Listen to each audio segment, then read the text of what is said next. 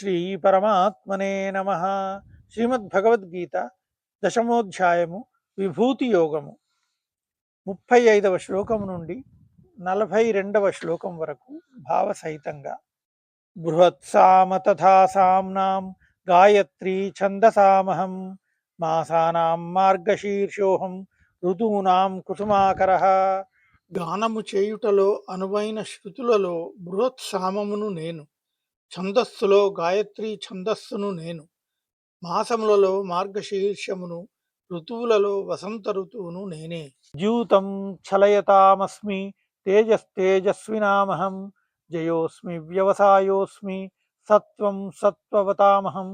వంచకులలో జూదమును నేనే, ప్రభావశాలురలోని భావ ప్రభావమును నేనే, విజేతలలో జయమును నేను, నిశ్చయాత్మకులలో నిశ్చయమును, సాత్విక పురుషులలో సాత్విక భావమును నేనే. వృష్ణీనాం వాసుదేవోస్మి పాండవానాం ధనంజయ మునీనామప్యహం వ్యాస కవీనాముషణా కవి. వృష్ణి వంశజులలో వాసుదేవుడను నేను, పాండవులలో ధనంజయుడను నేను, అనగా నీవే నేను. మునులలో వేదవ్యాసుడను నేను, కవులలో శుక్రాచార్యుడను నేనే. దండో దమయతామస్మి నీతిరస్మి జిగీషతాం మౌనం చైవాస్మి గుహ్యానాం జ్ఞానం జ్ఞానవతామహం. శిక్షించు వారిలో దండమును అనగా దమన శక్తిని నేనే, జయేచ్ఛ కలవారి నీతిని నేనే. గోప్య విషయ రక్షణమున మౌనమును నేను, జ్ఞానుల యొక్క తత్వజ్ఞానమును నేనే. యచ్చాపి సర్వభూతానాం బీజం తదహమర్జున న తదస్తి వినాయత్ స్యాత్ మయా భూతం చరాచరం. ఓ అర్జున, సర్వప్రాణుల ఉత్పత్తికి కారణమైన బీజమును నేనే.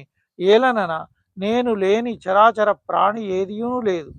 నాంతోస్తి మమ దివ్యానాం విభూతీనాం పరంతప ఏష తు ఉద్దేశతః ప్రోక్తో విభూతిర్వేస్తరో మయా.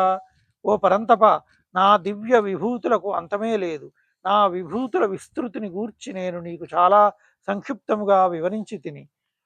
యజ్జద్విభూతిమత్సత్వం శ్రీమదూర్జితమేవ వా తత్తదేవావగచ్చత్వం మమ తేజోంశ సంభవం. విభూతియుక్తము అనగా ఐశ్వర్యయుక్తము, కాంతియుక్తము, శక్తియుక్తము అయిన వస్తువేదైనను నా తేజస్సు యొక్క అంశము నుండియే కలిగినదిగా తెలుసుకొనుము. అథవా బహునైతేన కిం జ్ఞాతేన తవార్జున విష్టభ్యాహమిదం కృత్స్నం ఏకాంశేన స్థితో జగత్. అథవా ఓ అర్జున, ఇంతకంటెను విపులముగా తెలుసుకొని ప్రయోజనమేమి? ఈ సంపూర్ణ జగత్తును కేవలము నా యోగశక్తి యొక్క ఒక్క అంశతోడనే ధరించుచున్నాను.